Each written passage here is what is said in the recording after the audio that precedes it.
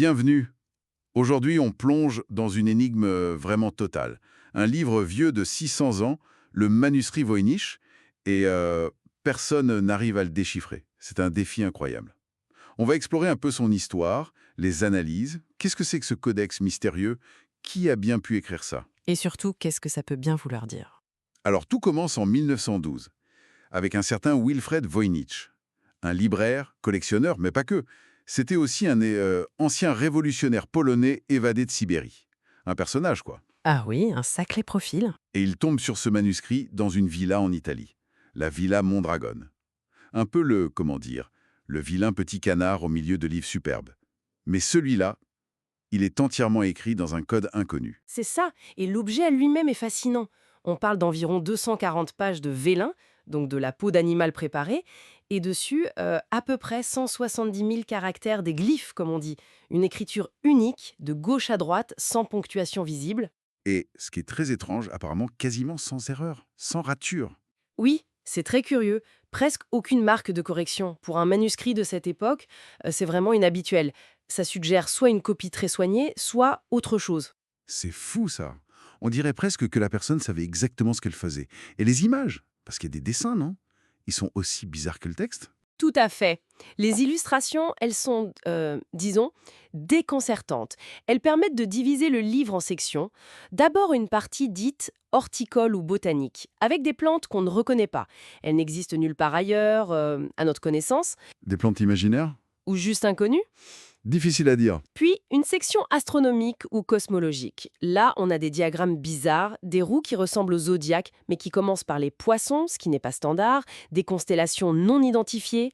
Ensuite, il y a la section balnéologique. C'est peut-être la plus célèbre. On y voit des petites femmes nues, des nymphes, qui se baignent dans des sortes de bassins remplis de liquide vert. Des liquides verts. Oui, et ces bassins sont connectés par des systèmes de tuyaux très complexes. C'est très onirique ou étrange. On est loin de l'herbier classique, là. Ah oui, complètement. Et enfin, on trouve des sections qu'on appelle pharmaceutiques et recettes, avec des dessins qui ressemblent à des contenants, des bocaux et des racines ou des organes peut-être.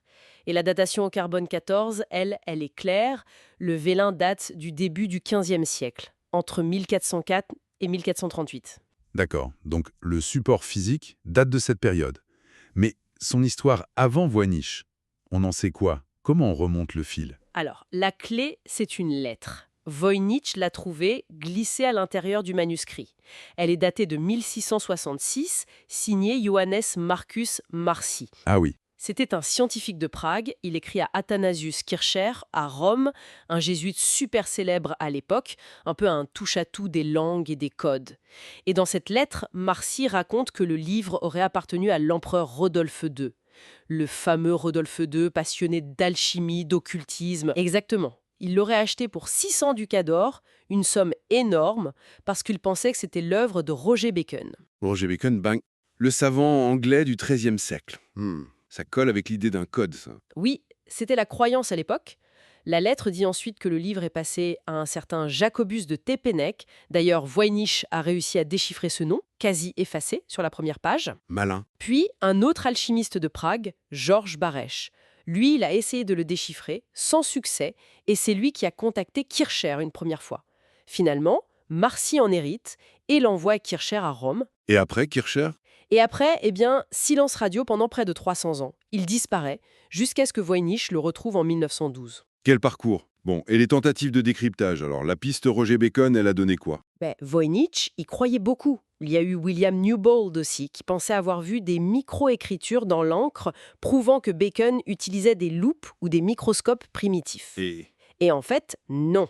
Des analyses plus tardives ont montré que c'était juste des craquelures naturelles de l'encre qui vieillit. Du coup, la théorie Bacon, elle est très affaiblie, surtout avec la datation du vélin au XVe siècle, bien après Bacon. d'accord. Alors, si c'est pas Bacon, quoi d'autre? Certains parlent d'un canular, non? Oui, c'est une théorie persistante. L'idée que ça pourrait être une supercherie, peut-être montée par John Dee et Edward Kelley, deux figures un peu controversées de l'ésotérisme, qui fréquentaient la cour de Rodolphe II. Ils auraient pu le fabriquer pour l'arnaquer. Ah, les escrocs de la Renaissance. Ou alors, certains soupçonnent Voynich lui-même.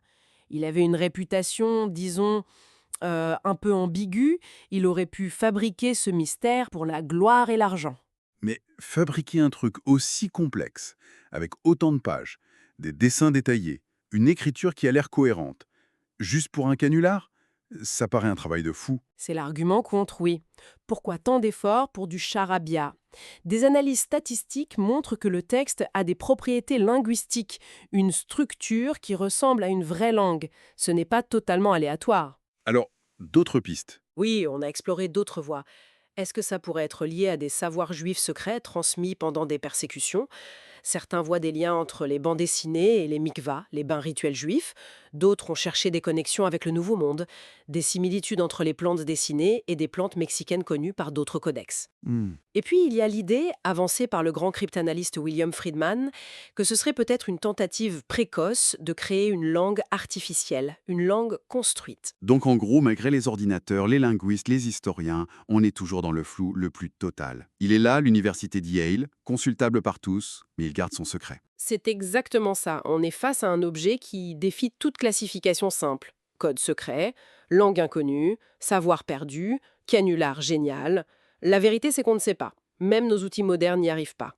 Et ça laisse songeur. Quel savoir pouvait être si précieux ou si dangereux pour qu'on le cache derrière un code aussi impénétrable? Ou alors, quel esprit créatif ou manipulateur a pu concevoir une énigme qui nous tient en haleine depuis 6 siècles? Ça nous renvoie à notre propre désir de comprendre, de percer les mystères, même les plus résistants.